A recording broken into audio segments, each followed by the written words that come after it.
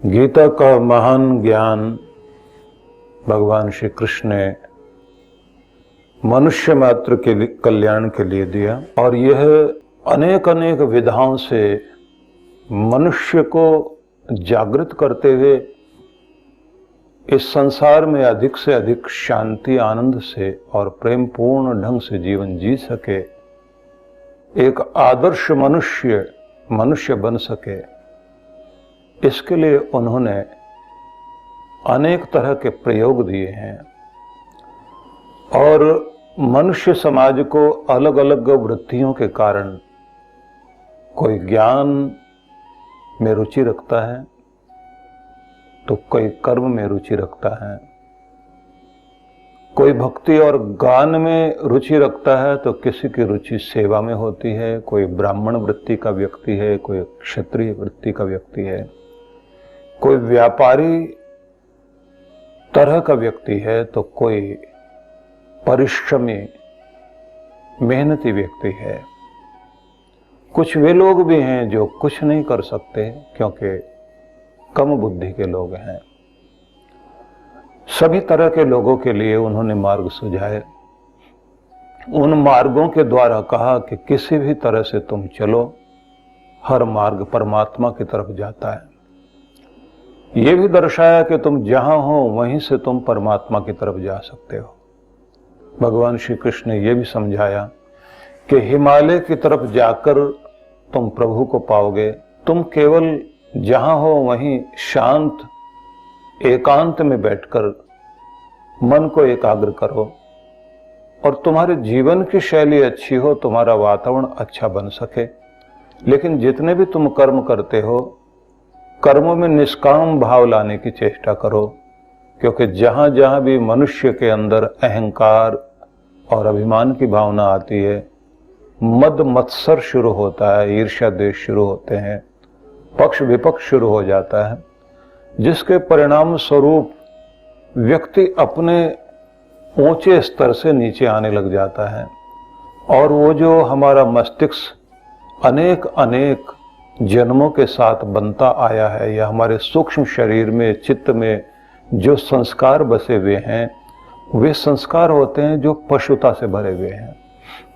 हमारे अंदर का पशुपन, जो जिसको आज का विज्ञान एनिमल ब्रेन कहता है, पार्श्विक मस्तिष्क, वह जो हमें पशु बना देता है, उस पशुता से अपने आप को जीतना है, उससे ऊपर उठना है।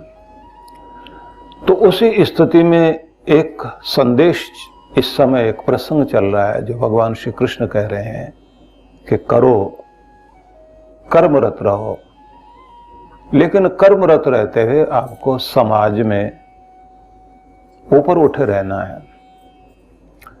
एक बड़ी बात वो कहते हैं कि तुम लिप्त नहीं होना। ये लिप्त क्या है? लिपटना या चिपकना या अटक जाना या फंस जाना या बंध जाना, बंधन में आ जाना, इस सब को उन्होंने एक प्रयोग किया शब्द का, लिप्त मत हो, निर्लिप्त हो जाओ।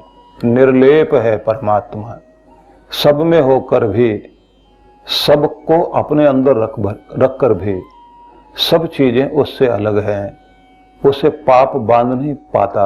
इसलिए कहा शुद्धम अपाप विद्धम असना विरम, नस नाड़ियों से रहित है भगवान, शुद्ध स्वरूप है और हर व्यक्ति को पाप बींध देता है। बींधने से होता है कोई चीज आर पार चली जाए, जैसे सुई जो है कपड़े के आर पार जाती है, ऐसे व्यक्ति के अंदर पाप आर पार जाता है, उसे बींध देता है, उसमें छेद कर देता है, उसके अंदर के अमृत को खींच लेता है। तो तुम्हें उससे ऊपर उठकर जीना है। तो आज का श्लोक जो है कुछ अलग तरह का संदेश देता है। भगवान श्री कृष्ण ये समझाना चाहते हैं कि तत्वविद व्यक्ति वह होता है जो यह अनुभव करता है कि मैं शरीर नहीं हूं, न प्राण, न मन, न बुद्धि, न चित्त, न अहम तत्व। ये सारा मुझे एक शरीर मिला है इस संसार में कार्य करने के लिए। अब मैं जो सूंघता हूं, जो मैं चखता हूं, जो मैं खाता हूं, जो मैं बोलता हूं, तो वह मेरा शरीर कार्य कर रहा है। मैं साक्षी बन करके इस शरीर में बैठा हुआ एक चैतन्य रूप हूं, आत्मा हूं। इस संदेश को देते हुए वो कहते हैं कि मेरी इंद्रियां कार्य कर रही हैं, मेरे मन को भी कार्य करता हुआ देखते हो, लेकिन आत्मा साक्षी बना हुआ है, वह इन सब में लिप्त नहीं है। जैसे हमारे आत्मा पर भी मन के साथ जुड़ने के साथ प्रकृति से हमारी आत्मा बंध जाती है, तो वो अपने आप को किस तरह का अनुभव करती है। व्यक्ति जो है अपना परिचय क्या देता है, मेरा ये नाम, मेरा ये चित्र, अपना फोटो आईडी कार्ड में देगा, अपना नाम बताएगा, पिता का नाम बताएगा, अपने स्थान का नाम बताएगा, उसके बाद व्यवसाय बताएगा, फिर अपने स्टेटस में वो सब चीज़ें बताएगा, ये मेरे पास में दौलत, जमीन, जायदाद, ये मेरा स्वामित्व। ये सब परिचय जब देता है तो आश्चर्य की बात है कि ये स्वामित्व छूट जाता है आखिर में, और ये शरीर भी यहीं पड़ा रह जाता है। तो ये तो मैं नहीं हूं जो यहाँ रह गया, तो फिर मैं कौन था? वो जो मैं जा रहा हूं, और वही मैं हूं जो फिर कोई एक शरीर धारण करूं। तो वो ये कहते हैं कि तुम ये जानो कि तुम क्या हो, तुम उसे हर पल अनुभव करो। इसलिए एक बड़ा ऐसा संदेश दिया है कि जब हम श्लोक पढ़ते हैं तो ऐसा लगता है कि न जाने क्या कहा जा रहा है, और जब हम समझते हैं तो ऐसा लगता है कि एक अलग तरह की बात कही जा रही है कि तुम हर समय स्वयं को पहचानते हुए काम करो। मेरे शरीर में सुख दुख हो रहे हैं, भूख लग रही है शरीर को, शरीर भूखा, शरीर इस समय गिर गया, फिसल गया, शरीर को चोट लग गई, मैं आत्म तत्व हूं, मुझे इससे फर्क नहीं पड़ता। ऐसा समझना आसान बात नहीं है, इसकी अनुभूति करना आसान बात नहीं है। उपनिषदों में कहा है कि एक समय आएगा कि तुम अपनी अनुभूति को वहां तक ले आओगे कि छाया और धूप की तरह से तुम्हें अपना आत्म तत्व और तुम्हारा जो ये जड़ शरीर है, ये दोनों अलग अलग रूप में दिखाई देने लग जाएंगे। ये मैं और ये मेरी छाया, ये मैं आत्म तत्व और ये मेरी छाया, मेरा शरीर। छाया, माया, काया, लोग कहते हैं ना कि दुख आने पर ये साथ नहीं देते। अंधेरा हो जाए, छाया भाग जाती है, माया भाग जाती है, दुख आ गया, शरीर भी साथ नहीं देता, यात्रा तो अकेले की रह जाती है।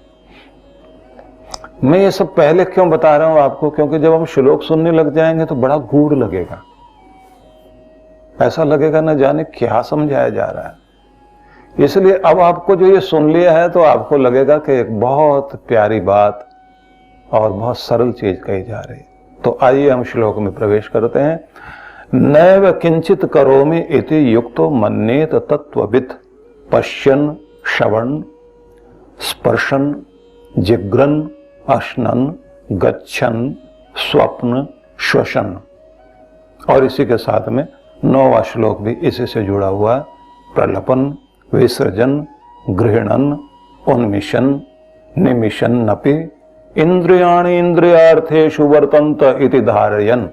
तो ये दोनों श्लोक मिलाकर के एक हो गए।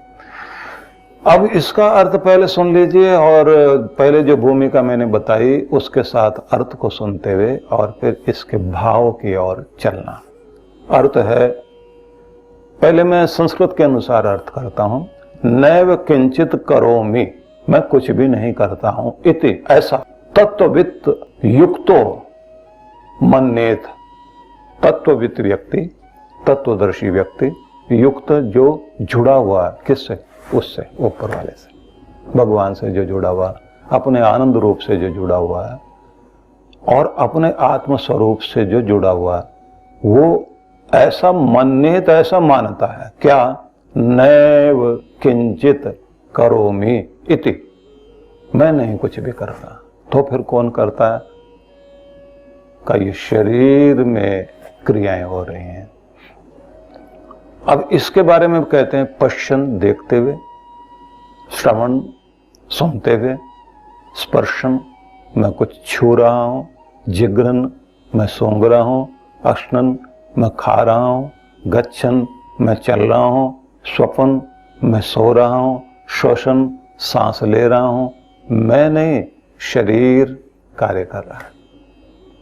प्रलपन शब्द बड़ा अजीब दिया है। बोलना अलग बात है, प्रलाप करते हुए जब होश में नहीं होता आदमी जबरदस्ती बोल रहा है। कुछ लोग होते हैं ना जो बोलने में इतने कमाल के होते हैं, बात करने में, उनसे पीछा छुड़ाना बड़ा मुश्किल होता है। अगर वो बात करने आ जाएं तो उसके बाद घबराहट हो जाती है कि ये आदमी कब तो अपनी बात करेगा, क्योंकि शिष्टाचार वश आदमी चुप बैठा रहता है। आखिर में फिर खड़ा हो जाता कुर्सी से, फिर उसके बाद दरवाजे की तरफ जाकर खड़ा होता, वो आदमी वहीं कुर्सी पर बैठा बोलता रहता है। उसके बाद में बाहर होकर भी आ जाओ तो वहीं बैठा हो, बोले वो बात हमारी रह गई थी, आपने हमारी बात पूरी सुनी नहीं, मतलब ब्लेम और कर देगा। उसके बाद उसे कहा जाएगा देखिए मेरे पास समय नहीं, आगे बता दीजिए कब आऊं। अब फिर ये लगता है आज ही समय खराब कर ले, ये जितना भी है। बहुत सारे लोग तो अपने टेबल पर एक छोटा सा पत्थर रखते हैं जिस पे लिखा होता है कि मेरा समय बहुत कीमती है। दूसरी तरफ लिखा होता है कि शायद आपका भी कीमती हो। तो मतलब ये है कि मेरा समय तो बहुत कीमती है, खराब मत करना, क्योंकि समय जो है आयु उसी से बनी हुई है, उम्र इसी से बनी हुई है। जब आप किसी का समय खराब करते हो तो आप उसकी जिंदगी खराब कर रहे हैं, उसका समय छीन रहे हैं तो उसकी आयु छीन रहे हैं। तब तो ठीक है जब आप उसको प्रेम दे रहे हो, शक्ति दे रहे हो, कोई काम की बात हो रही हो। आप अपने अंदर की भड़ास जो कहीं भी नहीं निकल पाती तो उसको चुन लिया आपने। इस सब को जो है, एक तो होता प्रलाप और एक होता विलाप। प्रलाप जो है अनर्गल कुछ भी बोलते चले जाओ या फिर जोश में बोलते चले जाओ। विलाप वो है जो आदमी रोना पीटना शुरू करता है। तो यहाँ एक शब्द दिया इन्होंने, प्रलपन, विसर्जन के, प्रलाप करते हुए, बोलते हुए, विसर्जन कुछ भी छोड़ते हुए। इसमें बहुत सारी चीजें आ जाती हैं। जो शरीर भी कुछ चीजों का त्याग करता है, जो भी हमारे शरीर का वेस्ट होता है उसको छोड़ते हुए, ग्रहणन ग्रहण करते हुए, और उन्मिशन, निमिशन, आंख बंद करना, आंख का खोलना। इंद्रियाणि इंद्रियार्थेषु वर्तन्त, इंद्रियां अपने विषयों की ओर, जो जो उनको पसंद है उनकी तरफ वो अपना काम कर रहे हैं। इति धारयन, वो इस तरह से कार्य कर रहे हैं, लेकिन मैं इस सब से। तो इसको पहले मनोविज्ञान की दृष्टि से हम समझ लें। पहले जो लिखा हुआ अर्थ है वो मैं पढ़ देता हूं, क्योंकि ये तो संस्कृत के एक एक शब्द के अनुसार मैंने अर्थ कर दिया। तो यहाँ लिखा है कि मैं कुछ भी नहीं करता, ऐसा चिंतन एक तत्व ज्ञानी का होता है। दर्शन करते हुए, श्रवण करते हुए, स्पर्श करते हुए, सूंघते हुए, भोजन करते हुए, गमन करते हुए, सोते हुए, श्वास लेते हुए, प्रलाप करता हुआ भी व्यक्ति, विसर्जन करता हुआ, ग्रहण करता हुआ, आंख खोलता हुआ, बंद करता हुआ, इन सभी अवस्थाओं में मेरी इंद्रियां ही विषयों का ग्रहण करती हैं। मैं इस सब से पृथक हूं, ऐसा वह तत्वज्ञानी व्यक्ति मानता है, सोचता है, और इसी तरह से अपने आप को, जीवन को जीता है। एक मुक्तात्मा इंद्रियों की प्रक्रियाओं का सदा साक्षी बन करके रहता है, क्योंकि उसने ब्रह्म ऐक्य प्राप्त कर लिया है। देखता हुआ, सुनता हुआ आदि मैं नहीं करता, केवल मैं साक्षी हूं। केवल इंद्रियां अपने विषयों का व्यवहार कर रही हैं। ये अर्थ हुआ लिखित अर्थ, और शब्दार्थ भी संस्कृत के अनुसार मैंने आपको सुनाया। अब जरा हम लोग आज के मनोविज्ञान के अनुसार भी थोड़ा सा चिंतन कर लें और उसके बाद इसकी भावना को समझेंगे। हमारे शरीर के अंदर जो हम आंख खोलते हैं, बंद करते हैं, सूंघते हैं, चखते हैं, चलते हैं, अभ्यास करते हैं, ये सब चीजों को जो हर समय कंट्रोल कर रहा है वो हमारा ये सब कॉन्शियस माइंड है। इसके साथ में जो जुड़ी हुई चीज है वो अनकॉन्शियस माइंड है, और हमारा एक मेमोरी बैंक है, और इस सब के साथ में एक हमारा कॉन्शियस माइंड है। कॉन्शियस माइंड जो है वही सारी चीजों को कंट्रोल करता दिखाई देता है।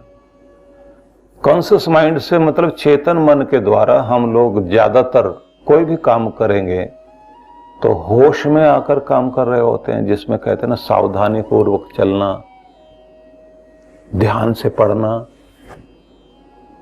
गाड़ी चलानी तो बहुत ध्यान से, छोटी सी पगडंडी हो उसके बीच में मोटरसाइकिल से आप जा रहे हो तो स्पीड भी कम रखेंगे, बैलेंस पूरा बना के रखेंगे, पूरा ध्यान पूरी चेतना एक ही जगह लगी रहेगी। इसको जब आप कर रहे होंगे तो उसको आप चेतन मन के द्वारा करें। सड़क पर जब आप अपनी गाड़ी को लेके आ जाते हैं, आप अपने अभ्यास पूर्वक गाड़ी चलाओ, मोटरसाइकिल चलाओ, तो उस समय सब कॉन्शियस माइंड अपने आप काम करता रहता है। कब ब्रेक लगाना, कैसे जो है अपना बैलेंस रखना। आप आसपास के दृश्य देखते हुए लोगों से इशारे में बात करते हुए भी जा रहे हैं, लेकिन आप का जो सबकॉन्शियस माइंड है वो अपने आप सारी चीजों को करता जाता है। ऑटोमेशन पर हमारा शरीर चलता है। यहाँ तक चलता है कि रात को सोते समय भी करवट लेनी है, कब जो है हमें जो है चादर ओढ़ लेनी है, और कब उठ करके बीच में जाना भी पड़े तो शरीर अपने आप कहेगा कि नहीं अभी बीच में उठना पड़ेगा। सारी क्रियाएं जो है आपका सबकॉन्शियस माइंड करता है।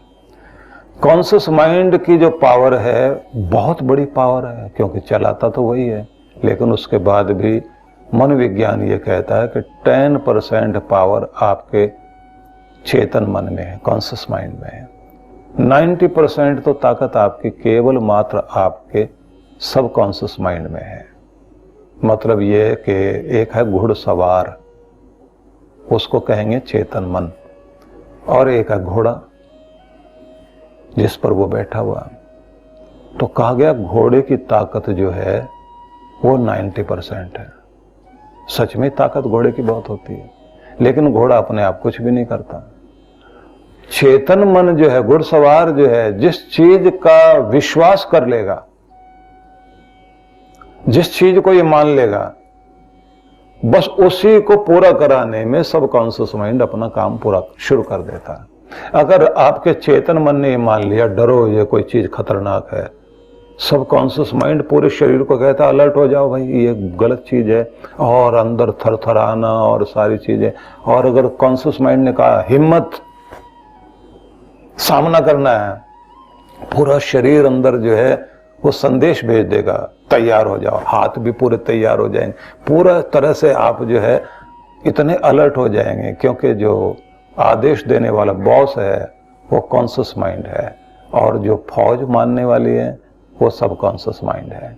फौज को एक बार ऑर्डर दे दिया ये सारे काम करने, तो बड़े बाप ने, बिग बॉस ने, परमात्मा ने ऑर्डर पहले दे रखा, शरीर को ऐसे चलाना है। जिस समय शरीर में कोई विषैली चीज आ जाएगी तो एकदम उस समय जो तापमान को बढ़ा देना, तापमान बढ़ाकर पसीना लाना, शरीर के अंदर से सारे विषैले तत्व बाहर निकालना। और सबकॉन्शियस माइंड को एक काम दिया हुआ होता है, पूरे शरीर का तापमान मेंटेन करके रखना। तो ये विषय अपने आप में बहुत लंबा चौड़ा है।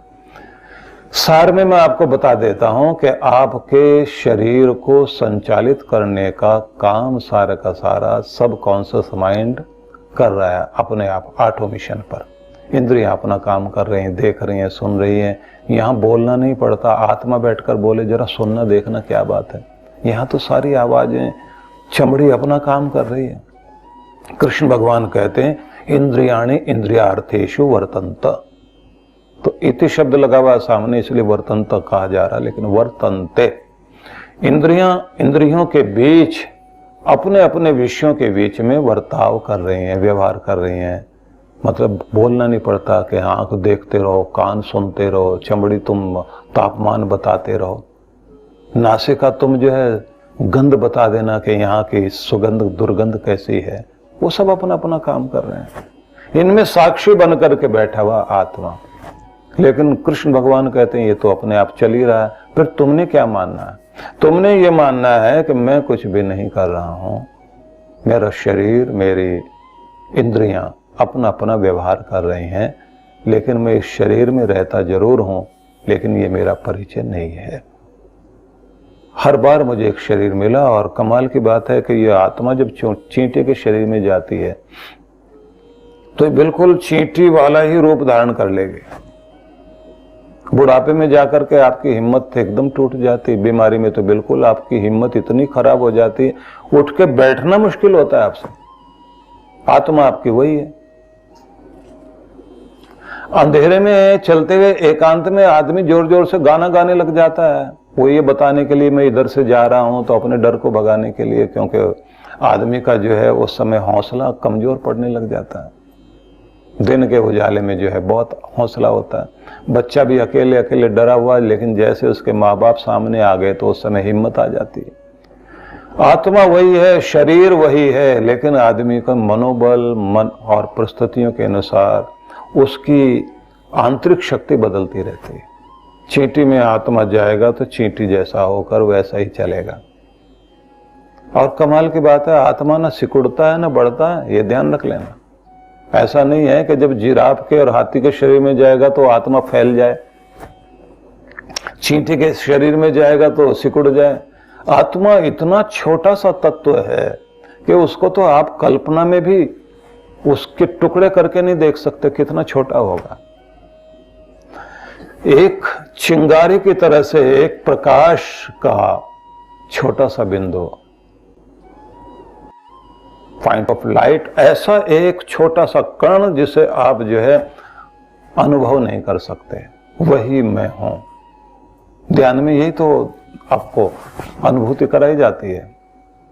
ध्यान में आप अनुभूति करते जाते हैं कि मैं कहां पर, क्या, किस तरह का, तो अपने आप को चमकते उस बिंदु के रूप में अनुभव कीजिए और फिर परम ज्योति का अनुभव कीजिए जो सब में प्रकाश दे रहा है। और फिर अनुभव कीजिए कि मैं उस पिता परमात्मा का ही पुत्र हूं और मेरा धाम वो है, मेरा घर वो है। मैं इस शरीर में रह रहा हूं, ये घर मेरा नहीं। जिस मकान में रह रहा हूं वो घर मेरा नहीं, क्योंकि यहां कर्म करने के लिए हूं, लेकिन मेरा आनंद जहां से आता है, मैं जिस रूप में हूं, जिसका हूं, वो तो परम चैतन्य है। मैं चैतन्य, वो परम चैतन्य, मैं आत्मा, वो परमात्मा। इस तरह अनुभव करते हुए व्यक्ति जो है ध्यान में फिर उससे आते हुए प्रकाश को, किरणों को अपने अंदर धारण करता है और वो फिर पूरे शरीर में डालता है, तो अंदर का आवरण बाहर निकलना शुरू हो जाता है, अंदर की मैल बाहर जानी शुरू हो जाती है। अपने आप को व्यक्ति ज्योतित होता हुआ अनुभव करता है, अपने अंदर की शुद्ध रूप को अनुभव करता है। अशुद्ध रूप आते ही व्यक्ति जो है सांसारिक हो जाता है, और अशुद्ध रूप हो जाए, राजसिक हो जाए, तो बड़ा जोशीला, क्रोधी और दबाव प्रभाव डालने वाला, और तामसिक हो जाए तो बहुत ही तरह की और विकृतियां आ जाती हैं। सारा दिन सोना, खाना, लड़ना, झगड़ना, नशा करना, ऐसे लोगों के बीच बैठना, जिस तरह के प्रभाव में हम आ जाएं वो सब असर हमारे इस चित्त पर आता है। चित्त का प्रभाव हमारे मन पर आता है, मन का प्रभाव हमारी इंद्रियों पर आता है, इंद्रियों के प्रभाव आने से हमारा मूड वैसा होता है, हमारा पोस्चर वैसा होता है, हमारा व्यवहार वैसा होने लग जाता है। लेकिन ये सब आत्मा के गुण नहीं है। आत्मा के विषय में जो कहा गया, इच्छा, द्वेष, प्रयत्न, सुख, दुख, ज्ञानानि आत्मनोलिंगम, इच्छा करना, ये सारी व्याख्या मैंने पूर्व में की है। सार में आपको मैं ये बताना चाहता हूं, साक्षी भाव में आत्मा इन सब को करता हुआ, देखता हुआ, होता हुआ देख रहा है। इसको हम ऐसा कहें कि एक महल है, उस महल के अंदर राजा बैठा हुआ है। उस राजा को अलग अलग खिड़कियों से, एक खिड़की से रूप प्रवेश करता है, एक से सुगंध प्रवेश करती है, एक से स्वाद प्रवेश करता है, एक से स्पर्श प्रवेश करता है, और उनकी सूचना जो है, पीछे एक मैनेजर बैठा है। ये जो अलग अलग खिड़कियां हैं, ये तो आपकी ज्ञानेंद्रियां, आंख, नाक, कान आदि। पीछे जो मैनेजर है, जो इनको सबको देख देख के अंदर सूचना दे रहा है, वो मैनेजर जो है मन ही तो है। और इनके पीछे एक जज बैठा है, उसका नाम जो है बुद्धि है। वो सब निर्णय कर रहा है कि जो तुम बता रहे हो, ये रनिंग कमेंट्री दे रहे हो, इधर से गेंद आ रही है, इधर से ऐसा चल रहा है, ऐसा हो रहा है, वो तो सारा फटाफट बोलता जा रहा है। मैनेजर उसको कह रहा है कि ये आवाज़ सुनो और समझो कि है क्या। बुद्धि बैठी हुई वो डिसीजन कर रही है कि हाँ ये है। मैनेजर कहता है देखो ये सब अपनी अपनी चीज़ें बता रही हैं, लेकिन मेरा ध्यान जहाँ जाएगा मैं उसी बारे में बता सकता हूँ आपको, इसलिए मन जिस चीज़ पे जाएगा उसी के बारे में वो जानकारी देगा। सुनाई तो सब पड़ रहा है, लेकिन ध्यान जिस पे जाएगा, अगर सुनने पर ध्यान जाएगा मन वहीं टिका हुआ होगा, अगर देखने पर जाएगा तो मन वहीं टिका हुआ होगा। ये सब सूचना अंदर दे रहे हैं, लेकिन सबके अंदर जो है पीछे बैठा हुआ है राजा। हालांकि इनकी एक बहुत बड़ी कमेटी है, इस कमेटी में एक रिकॉर्डर भी है जिसको चित्त कहते हैं, इसको चित्रगुप्त कह लीजिए, जो सारा रिकॉर्ड करता जा रहा है। आज इन्होंने ये देखा, ये चखा, ये बोला, ये सारा सब रिकॉर्ड अंदर हो रहा है। इसको अंतःकरण कहते हैं, अंदर वाली इंद्रियां। कर्ण बोलते हैं इंद्रियों को, अंत का मतलब हो गया अंदर वाली इंद्रियां, और इसको बोलते हैं अंतर चतुष्टय। अंदर में जो चतुष्टय चार हैं, चार कौन? बोले मन बुद्धि चित्त अहंकार, ये चार जो है अंदर बैठे। इनके पीछे कौन है? बोले इसके पीछे आत्मा है। आत्मा इन सबको जो है देख रहा है, लेकिन वो इन सब से जो है प्रभावित नहीं होता। तो इसको इस तरह से समझें जैसे स्वामी रामतीर्थ करते थे। वो अपने को कहते थे मैं बादशाह राम हूं, और ये नगरी है मेरी, इसमें मैं रहता हूं। और फिर वो बात लोगों से कहता था। स्वामी रामतीर्थ जो बोलते थे ना, आज राम से मिलने के लिए बहुत सारे लोग आए और बड़ी मीठी मीठी बातें कर रहे थे, और बाद में पता लगा सब स्वार्थी थे, अपना मतलब पूरा करने के लिए आए थे। बादशाह राम भी उनको सीरियस होकर के सुनता रहा, लेकिन अंदर अंदर हंस रहा था कि मूर्ख बनाने आए थे, और फिर वो बातें करते हुए चले गए। बादशाह राम को बहुत आनंद आया। अब वो बादशाह राम कौन कि मैं, वो इस तरह से बात करते थे जैसे किसी और से बात कर रहे हैं। भूखा है राम, भोजन लेकर आओ। पूछे कौन राम? बोले ये। हर पल अपने आप को ऐसे देखते थे कि जैसे इस तन की कुछ आवश्यकताएं हैं, लेकिन मैं आत्म तत्व हूं, इस सबसे ऊपर उठा हुआ। फिर मेरी खोज, मेरा गंतव्य, मेरा लक्ष्य क्या है? का वो परमात्मा। तो इसको कहा गया है ज्योतिरात्मनि नान्यत्र समम तत् सर्व जंतुषु। परमात्मा की ज्योति तो सब जगह है, समान रूप से सब जगह चमक रही है। स्वयं च शक्यते द्रष्टुम सुसमाहित चेतसा। अपने मन को अगर आप समाधि में लगाएं, तब फिर तुम अपने आत्म तत्व को देख पाओगे कि ये मैं हूं। वहां तुम्हें आत्म ज्योति का दर्शन होगा, और फिर उसी रूप में आत्म साक्षात्कार के साथ ही परमात्मा का साक्षात्कार होता है। तो इस तरह से जो है शरीर की सक्रियता में साक्षी बना हुआ है हमारा आत्मा, ये भगवान श्री कृष्ण ने कहा। और समझाया कि सारे पशु जो है वो कर्म से चल रहे हैं, फल से बंधे हुए चल रहे हैं। गाजर दिखाओ पक्षी को, घास दिखाओ गऊ को, बैल को, घोड़े को, उसी को देखकर, उस फल को देखकर चल रहे हैं। दाना दिखाओ, पंछी उस पास आते हैं। तो कुछ लोग अतीत के कर्मों के धक्के से चल रहे हैं, या कुछ पाने की इच्छा के रस्सी से बंधे होकर चल रहे हैं। लेकिन जिसे न अतीत बांध पा रहा है, न भविष्य बांध पा रहा है, जो वर्तमान के कर्म में आनंद लेते हुए जी रहा है और अपने आत्म स्वरूप को पहचाने हुए है, प्रभु के प्रेम और उसके आनंद में अपने आप को जोड़कर आनंदित है, कहते हैं वही है तत्ववित्त, और उसी को कहेंगे युक्त का। इस तरह से वो जीवन को जीता है। ये योगियों का जीवन है। तो ये संदेश था जो आज हम लोगों ने सुना। सभी के लिए बहुत बहुत मंगल कामनाएं, और फिर हम अगले चरण में जब प्रवेश करेंगे तो अगले संदेश को सुनेंगे। ओम शांति शांति शांति।